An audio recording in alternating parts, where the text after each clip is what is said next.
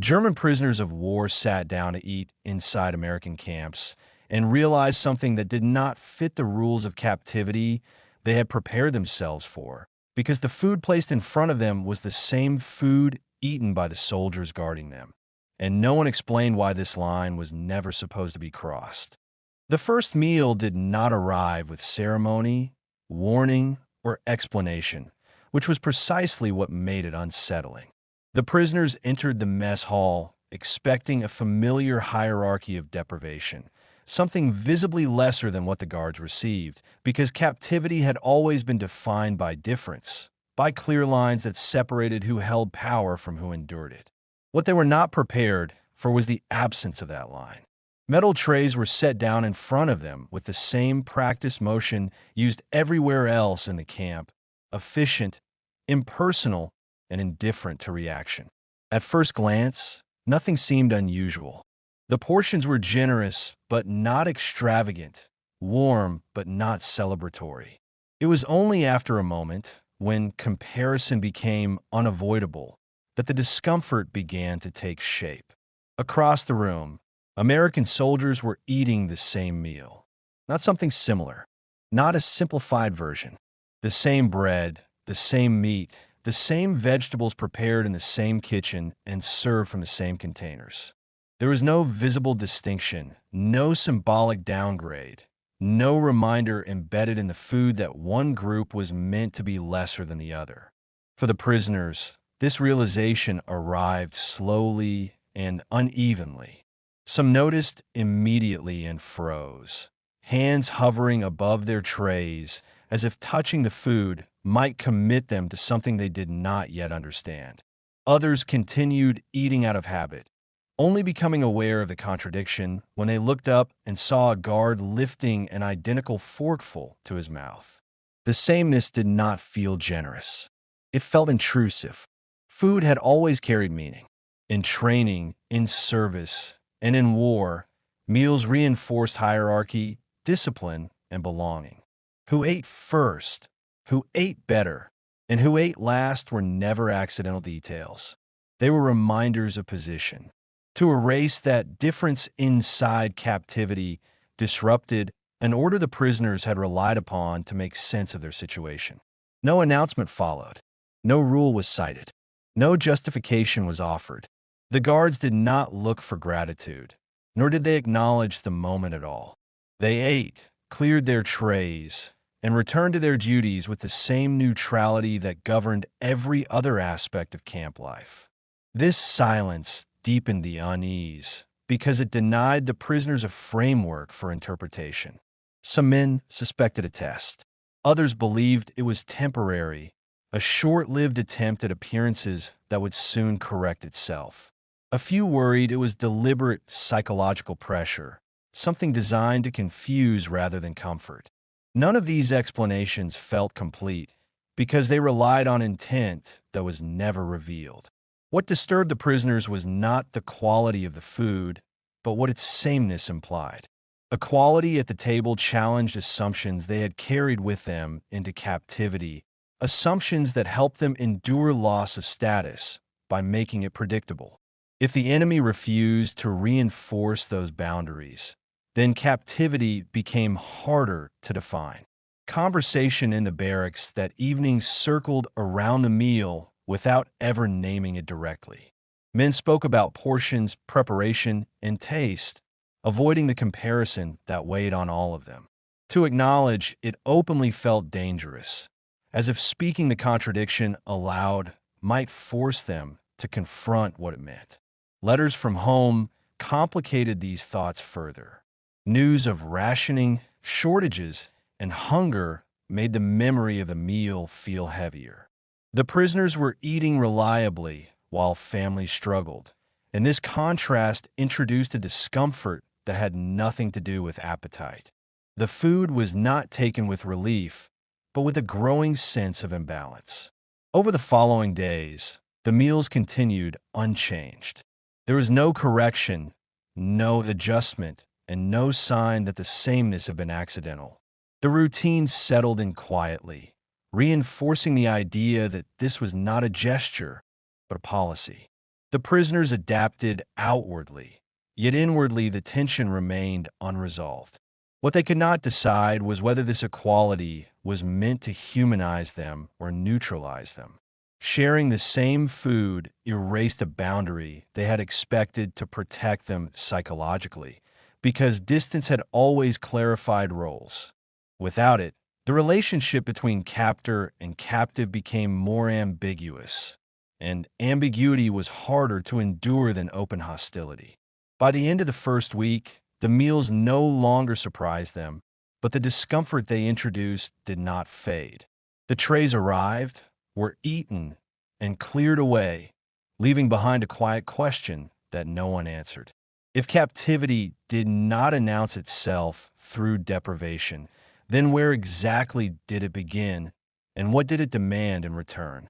And in that unanswered question, the prisoners sensed that the food was not meant to nourish or punish, but to unsettle, not through cruelty, but through sameness that refused to explain itself.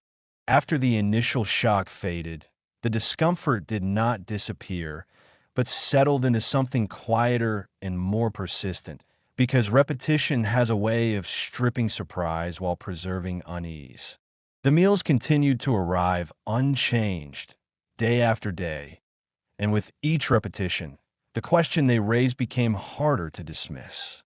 What at first felt like an anomaly was beginning to look deliberate. The prisoners began to notice details they had ignored before. The serving order did not change. The portions remained consistent. The kitchen routines showed no sign of improvisation or adjustment.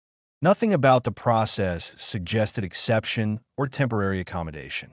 The system behaved as if sameness was expected, not negotiated, and this quiet confidence unsettled them more than an openly hostile gesture ever could. Food had always reinforced rank. Even within the prisoner population, hierarchy expressed itself subtly through access, position, and privilege. To remove that structure at the most basic level, at the table, disrupted a language they understood instinctively. Eating the same meal as the guards erased a daily reminder of status. And without that reminder, captivity lost one of its most familiar signals. Some prisoners tried to reassert distinction in other ways. They sat separately, avoided eye contact, and ate quickly, as if distance could restore the boundary the food had erased. Others lingered longer over their trays, uncomfortable with how normal the act had begun to feel. Neither response resolved the tension, because the system did not react. The meals arrived the same way regardless of how they were received. The guards offered no commentary. They did not emphasize equality, nor did they acknowledge discomfort. Their indifference was consistent and procedural, reinforcing the sense that the food was not symbolic in their eyes, but administrative. This lack of explanation denied the prisoners a narrative they could accept or reject, leaving them trapped between interpretation and uncertainty. As days passed, the sameness of the meals began to affect how the prisoners thought about themselves. Eating without rank blurred roles that had once felt fixed. They were not being treated as soldiers, yet neither were they being reduced to something lesser. This ambiguity created a psychological strain that was difficult to articulate because it lacked a clear source. Letters from home continued to arrive sporadically, describing shortages and rationing that contrasted sharply with the reliability of camp meals. The prisoners did not speak openly about this contrast, but it shaped their silence. Eating well, while others went hungry, introduced a sense of imbalance that could not be blamed on cruelty or excess, only on circumstance governed by rules they did not control. Some men wondered privately whether the sameness was meant to dull resentment, to normalize captivity until it felt less like imprisonment and more like containment. Others feared the opposite, that erasing visible difference was a way of removing identity altogether, making it harder to define themselves against their captors. Both interpretations lingered, unresolved and equally unsettling. What made the situation harder to endure was the absence of escalation. Nothing followed the meals. No demand, no instruction, no shift in behavior. The food did not ask for compliance, gratitude, or acknowledgement. It simply continued, indifferent to interpretation.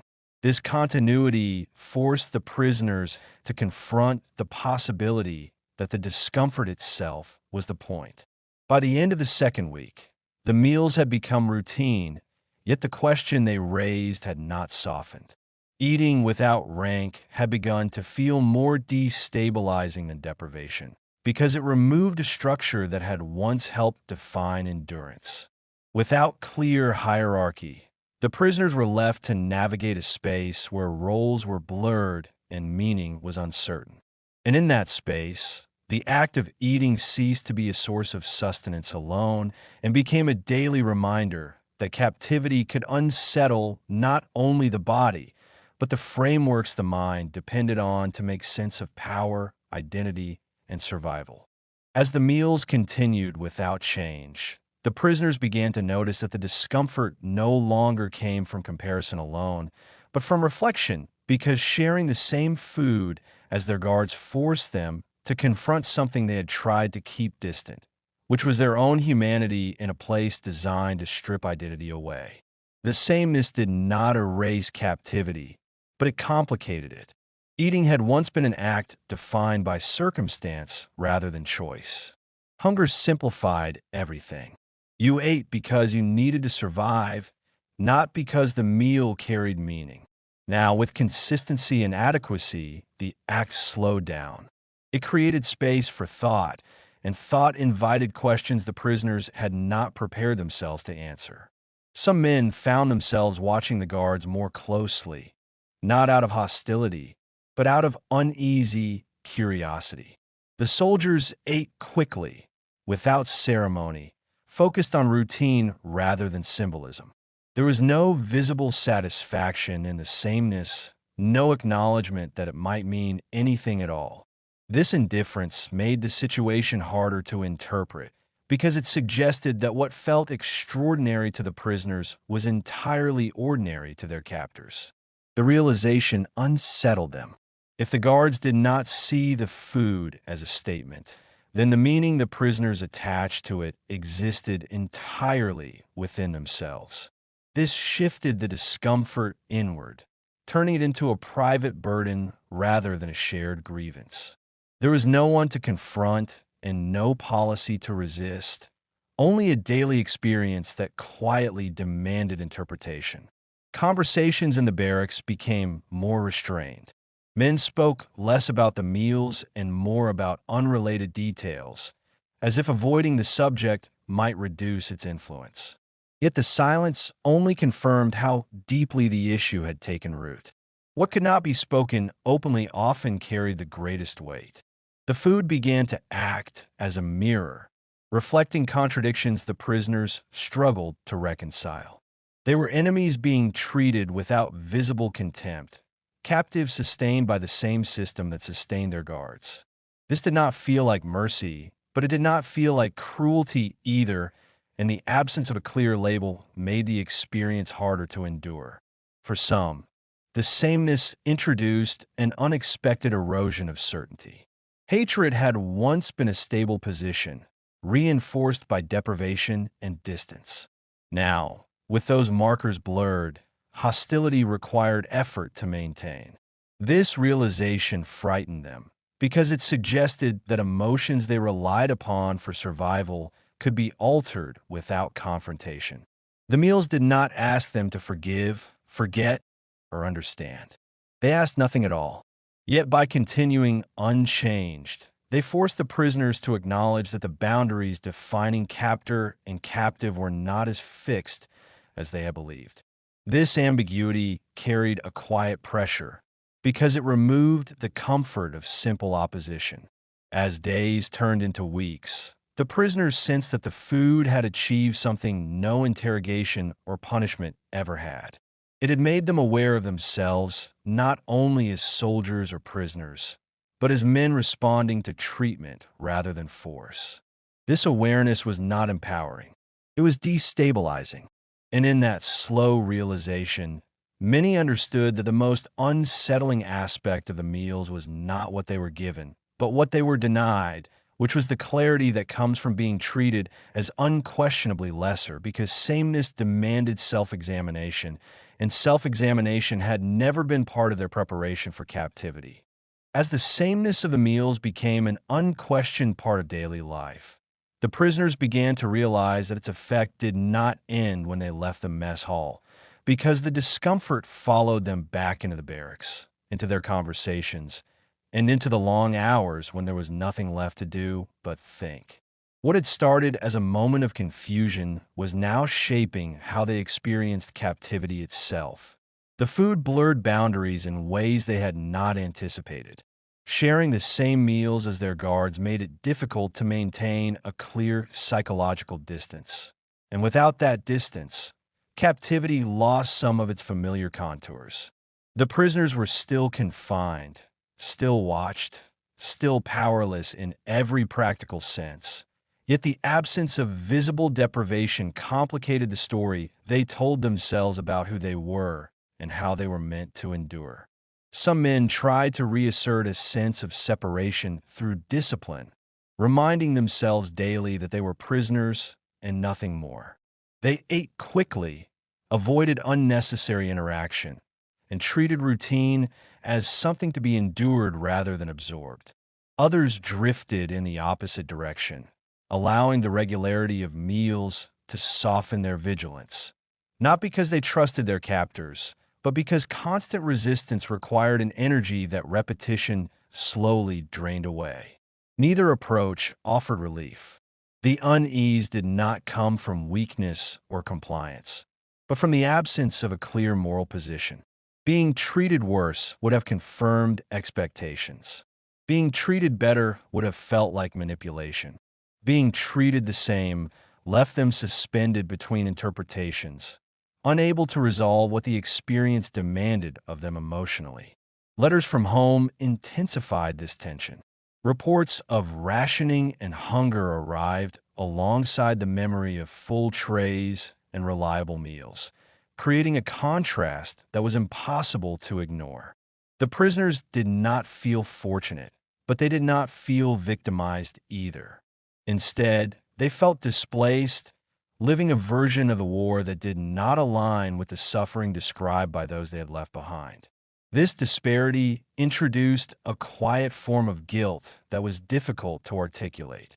It was not guilt over survival, nor guilt over comfort, but guilt born from imbalance, from knowing that their experience was being shaped by rules that did not apply equally beyond the wire. The food became a symbol of that imbalance, not because it was abundant, but because it was consistent. The guards continued their routines without acknowledging any of this. Meals were served, eaten, and cleared away with the same efficiency as always. There were no gestures meant to soften the impact, no explanations offered to frame the experience. This silence reinforced the sense that the system was not concerned with how it was perceived, only that it functioned. As weeks passed, the prisoners began to sense that the meals had altered something fundamental. Captivity no longer relied solely on restriction to define itself. It now included elements of normalcy that made resistance harder to sustain. The sameness did not reduce control, but it changed its shape, making it quieter and more internal. By this point, many prisoners understood that the discomfort they felt was not temporary. It did not fade with familiarity, nor did it intensify into outrage. It settled instead into a persistent awareness that followed them through every part of camp life. A reminder that captivity could unsettle without cruelty and destabilize without overt force. And in that realization, the prisoners began to confront a difficult truth, which was that the meals had not simply fed them, but had introduced a form of psychological pressure that lingered beyond the table, reshaping how they understood power, endurance, and the fragile boundaries that once made captivity easier to define. By the time the meals no longer drew glances or hesitation, the prisoners understood that something far more subtle had taken place. Because the discomfort they once felt had not disappeared, but transformed into familiarity, and familiarity inside captivity carried a risk they had never been trained to recognize. What once unsettled them now required effort to remember as strange. The trays arrived, were accepted, and cleared away without comment. The sameness no longer shocked, yet it continued to shape behavior all the same. Men adjusted unconsciously, settling into rhythms that did not demand constant resistance. This shift alarmed some of them more than the meals ever had, because adaptation had occurred quietly, without a moment they could point to and say this is when it happened. What troubled the prisoners was not that they had grown comfortable, but that comfort had arrived without permission. There had been no decision to accept it, no debate to resolve it. It had emerged through repetition alone, carried forward by routine that asked nothing and explained nothing. The system did not need agreement to function, only time. Attempts to resist this familiarity grew weaker as days passed. Reminding themselves that they were prisoners felt increasingly abstract in the face of daily experiences that contradicted the expectations of captivity. The meals did not promise safety or kindness, yet they undermined the clarity that suffering once provided. Without visible hardship to endure, endurance itself became harder to define. Rumors of the war's progress began to circulate more frequently, hinting at an eventual end. Freedom, once imagined as a clear release from deprivation, now appeared uncertain. The world beyond the camp was described as damaged and unstable, while life inside followed rules that did not waver.